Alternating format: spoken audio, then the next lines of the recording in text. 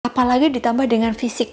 Jadi udah minum obat, pusing, tetap pusing. Minum obat, sakit perut, tetap sakit. Otot tegang.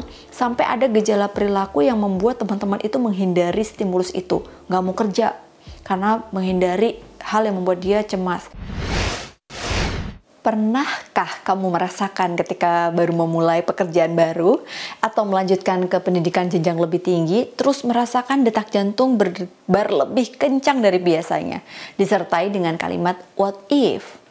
Andaikan, apabila bisa diputar waktunya, itu kayak sesuatu yang terjadi secara natural dan itulah yang disebut dengan respon kecemasan. Assalamualaikum teman-teman semuanya. Kali ini aku akan ngebahas tentang kecemasan atau biasa dikenal dalam istilah anxiety. Sebenarnya wajar nggak sih kalau jantung kita berdetak lebih kencang pada saat kita menghadapi stimulus atau kejadian yang membahayakan bagi pikiran kita? Karena pada saat kerja otak kita percaya bahwa kita sedang dalam bahaya, disitulah ada sinyal ke dalam tubuh di mana kita menghasilkan respon yang berbeda, flight or fight. Flight artinya kita pengen menghindari stimulus bahaya tersebut atau kejadian membahayakan. Fight artinya kita menghadapinya. Nah, kecemasan ini adalah bagian dari emosi yang ditandai dengan perasaan tegang, khawatir, apalagi ada perubahan fisik seperti peningkatan tekanan darah. Mengutip Psychological Today, kecemasan ini merupakan kondisi mental dan juga fisik dari ekspektasi yang bersifat negatif. Jadi secara mental nih ya teman-teman, ini tuh memang meningkatnya kewaspadaan diri kita dan ketakutan kita yang menjadi sesuatu yang terus-menerus dan ini mengkhawatirkan, menyusahkan gitu. Sedangkan reaksi fisiknya juga ditandai dengan sesuatu aktivasi yang tidak menyenangkan dari sistem tubuh kita. Misalnya jantung berdebar lebih kencang, terus kemudian sakit perut. Kenapa ini bisa terjadi? Karena di otak kita itu ada 3 bagian teman-teman. Bagian pertama itu adalah amigdala prefrontal cortex yang berfungsi untuk menerima respon kecemasan tadi. Sifatnya adalah reaksi alami. Lalu dia mengirimkan sinyal di dalam tubuh kita sehingga tubuh kita itu dipengaruhi oleh sistem kerja otak tadi. Detak jantung kita otomatis berdebar lebih kencang dan itu nggak bisa dimanipulasi. Maka yang bisa kita lakukan adalah kita menyadari rasa cemas itu karena cemas itu adalah hal yang sangat wajar dan kadang bisa mendorong kita untuk lebih hati-hati dan lebih produktif lagi. Oke, kita akan bahas tentang asal kecemasan. Sebenarnya kecemasan ini muncul dari dalam diri kita atau di luar diri kita sih? Jawabannya adalah keduanya. Interaksi diri dengan lingkungan sekitar yang dipengaruhi oleh kejadian-kejadian traumatik akan memunculkan kecemasan. Biasanya nih ya teman-teman, kenapa ya ada orang yang masuk dunia kerja pertama masuk kantor baru, ada yang cemas banget sampai deg-degan banget nih di seminggu pertama, tapi ada yang easy aja gitu kan. Nah, ini bisa jadi sinyal di otak kedua orang ini berbeda. Ada yang memberikan sinyal tentang kebahayaan atau sesuatu yang membahayakan yang mungkin berkaitan dengan trauma dia di masa lalu. Dia takut dianggap bodoh, dia dianggap nggak bisa, tapi mungkin yang satunya sama-sama nggak bisa, tapi dia tidak punya hal traumatik yang dia alami tentang ketika dia dianggap tidak bisa dan dianggap bodoh itu tadi. Mungkin inilah yang disebut dengan reaksi kecemasan seseorang yang berbeda. Nah, persiapan untuk peristiwa atau keadaan yang diantisipasi mengancam itu gitu ya, itu disebut sebagai respon kecemasan. Dan ini dipengaruhi oleh faktor budaya, pola asuh, bahkan agama dan pengalaman hidup. Jadi ada salah satu penelitian yang menemukan bahwa peran ibu itu memainkan peran yang sangat penting dalam mempengaruhi tingkat kecemasan sosial atau kegelisahan anak-anak mereka. Sementara ayah itu lebih cenderung mengajarkan kepercayaan diri kepada anak-anak mereka, di mana anak-anak mereka jadi lebih bisa menghadapi kecemasan sosial. Ini menurut penelitian dilakukan oleh Bogels et al. Di tahun 2010. Sementara itu, studi lain yang melibatkan lebih dari 2.000 partisipan menunjukkan bahwa jika anak-anak tumbuh tanpa sosok ayah di sekitar mereka, mereka akan menunjukkan tingkat kecemasan yang lebih tinggi lagi, serta tingkat harga diri yang lebih rendah daripada populasi umum menurut penelitian dilakukan oleh Luo dan teman-teman di tahun 2011. Jadi nih, untuk para orang tua, kita bisa menjadi pelajaran untuk kita semua bahwa ternyata hadir itu tidak hanya secara fisik, tapi memberikan support, memberikan komunikasi yang positif dan efektif untuk membangun konsep diri anak yang baik supaya mereka bisa memunculkan kepercayaan diri mereka pada saat menghadapi kecemasan di lingkungan sosialnya. Nah, ternyata teman-teman, ini menarik banget kalau kecemasan lingkungan ini adalah sesuatu yang mungkin terjadi akibat sebuah pola interaksi yang berkepanjangan. Nah, ini ada studi yang dilakukan di tahun 2018. Di Amerika ditemukan bahwa 70% responden di Amerika Serikat itu khawatir tentang perubahan iklim, ya.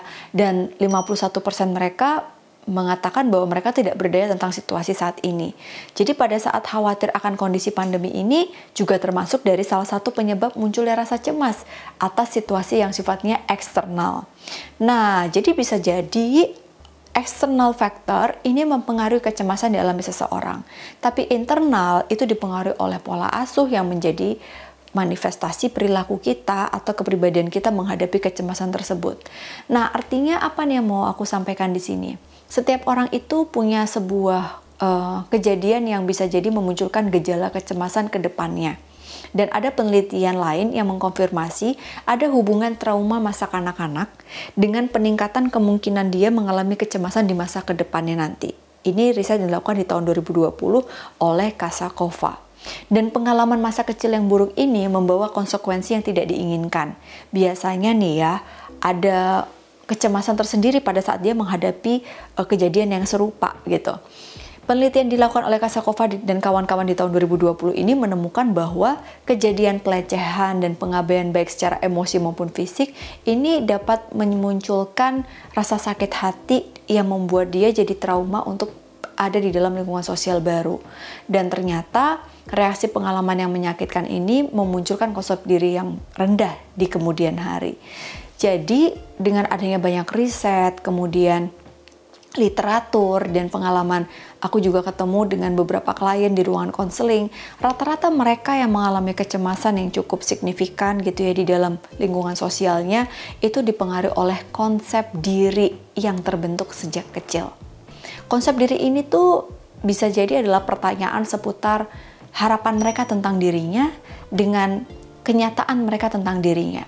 Ideal self and real self. Nah, ideal self ini adalah sesuatu yang mereka harapkan, tapi actualnya, kenyataannya mereka belum bisa mencapai itu, sehingga muncullah kecemasan yang signifikan di dalam diri mereka.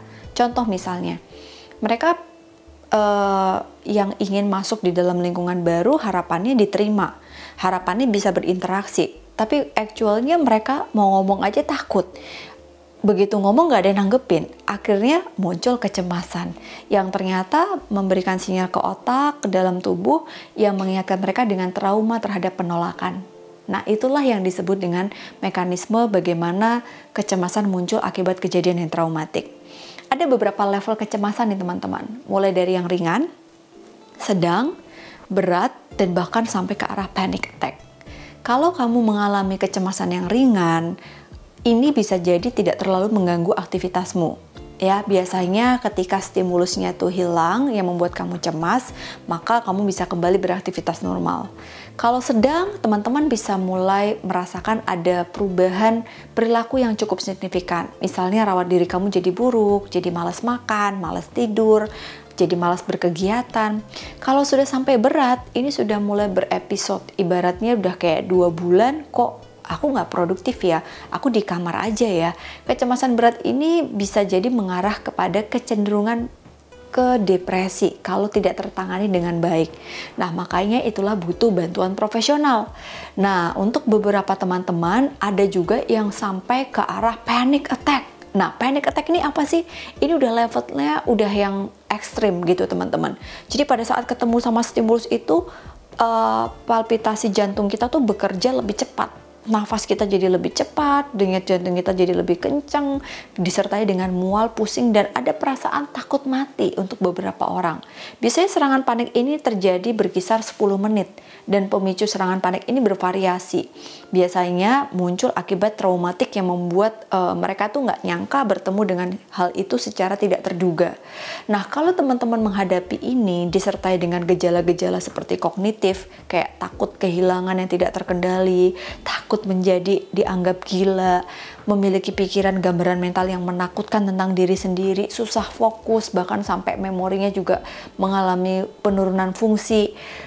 Apalagi ditambah dengan fisik. Jadi udah minum obat, pusing, tetap pusing, minum obat sakit perut, tetap sakit, otot tegang, sampai ada gejala perilaku yang membuat teman-teman itu menghindari stimulus itu, nggak mau kerja, karena menghindari hal yang membuat dia cemas. Akhirnya memunculkan flight mode, jadi kayak menghindari stimulus itu. Atau gejala afektif, jadi kayak jadi lebih gelisah, nggak sabaran, merasa ketakutan, overthinking kata anak zaman sekarang.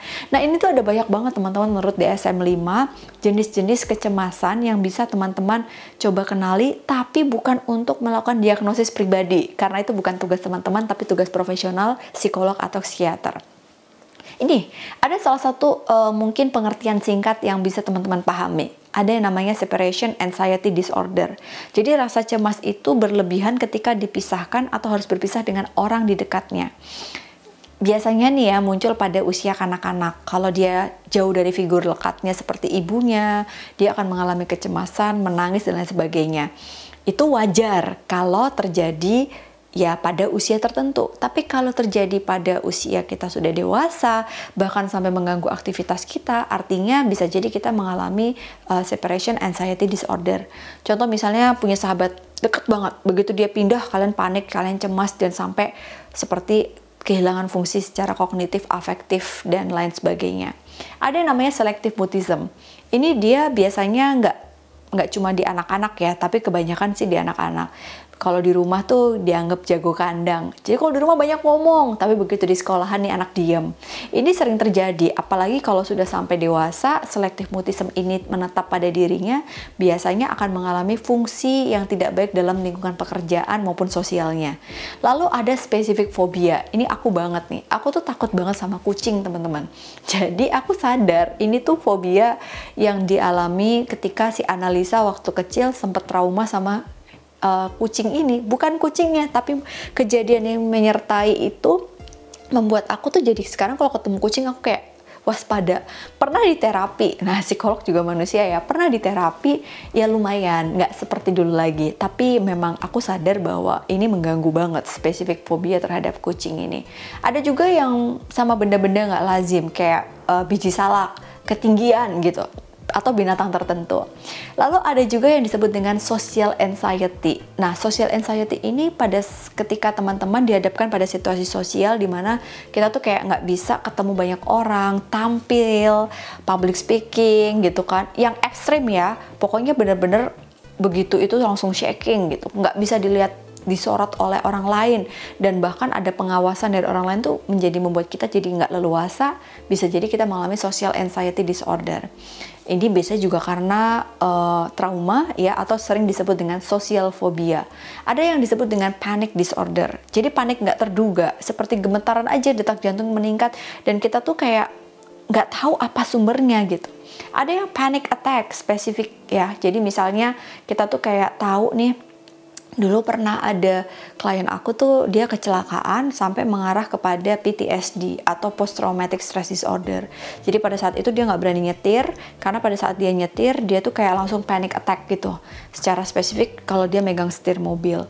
Ada yang disebut dengan agorafobia. Agorafobia ini adalah biasanya orang ini takut sama keramaian. Jadi keluar rumah gitu ya, terus sampai ekstrim ya, sampai bener-bener dia tuh takut di situasi dimana dia pengen lari dari situ dan minta bantuan. Nah, tempat umum ini membuat dia takut. Ada yang generalized anxiety disorder, jadi secara umum dia selalu cemas berlebihan, bisa di sekolah, bisa di tempat kerja gitu.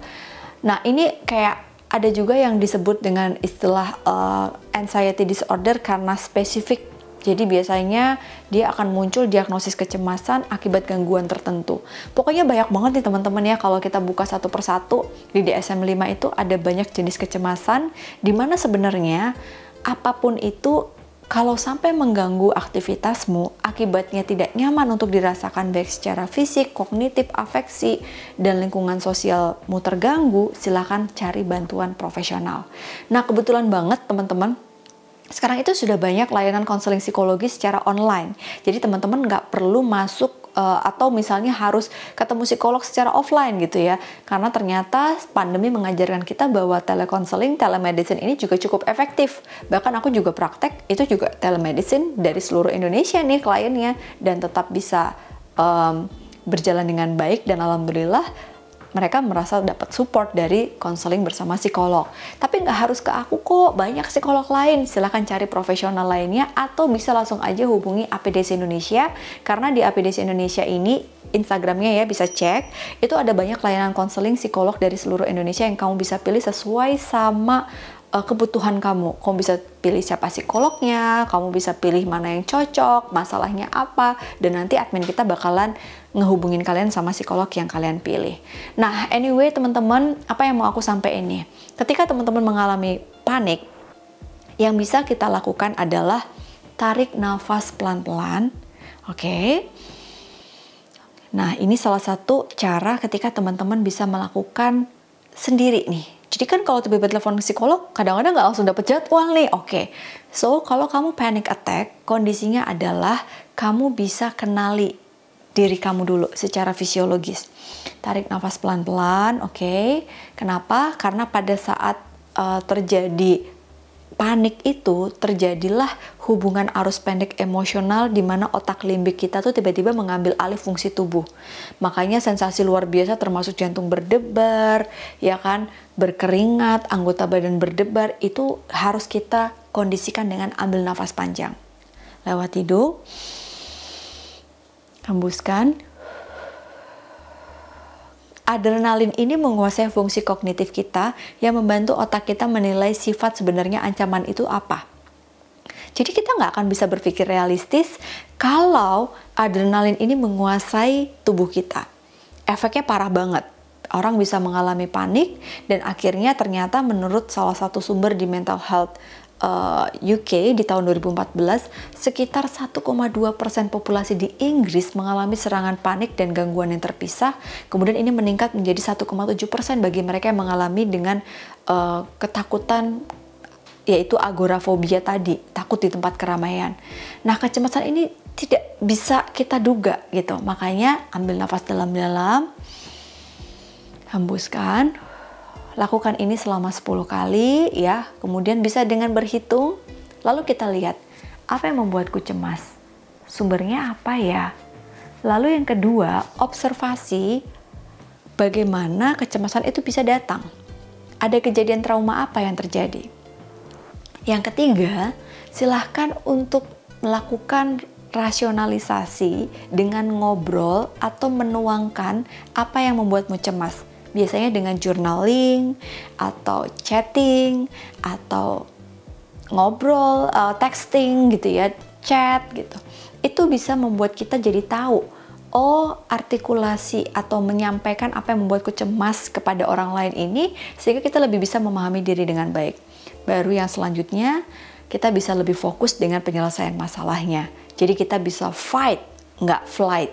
Karena pada saat kita flight, apa yang terjadi teman-teman? Kita hanya menunda masalah, ya. Kita hanya melakukan periode yang sebenarnya itu tuh cuma recovery sementara gitu. Tapi masalahnya nggak selesai. Makanya ketika tenang, respon tubuh kita sudah baik, kita bisa fight. Kita hadapi lagi masalahnya apa. Dan cari support yang membuatmu bisa menghadapi kecemasan itu. Kalau sudah mengganggu banget, lagi-lagi silahkan cari pertolongan profesional. Mungkin itu aja teman-teman yang bisa aku sampaikan, karena mungkin aku rasa ketika teman-teman memperhatikan pola diri kita menghadapi kecemasan, itu tuh akan membuat kita jadi lebih memahami kognisi kita, afeksi kita, dan kita jadi lebih bisa menerima apa yang membuat kita takut dalam situasi tertentu. Takut itu nggak apa-apa, tapi jangan sampai teman-teman menghindari situasi yang membuat teman-teman takut. Karena semakin dihindari, teman-teman akan ketemu lagi dengan stimulasi atau situasi yang sama dengan hal tersebut. Terima kasih teman-teman, semoga yang cemas hari ini menjadi lebih baik ketika mendengarkan episode kali ini, karena cemas adalah bagian emosi alami dari diri kita. It's okay kalau cemas, nggak apa-apa, tapi kelola dengan baik kecemasanmu supaya tidak menjadi sebuah gangguan yang mengganggu fungsi kita di dalam lingkungan sosial. Thank you for watching. Assalamualaikum warahmatullahi wabarakatuh.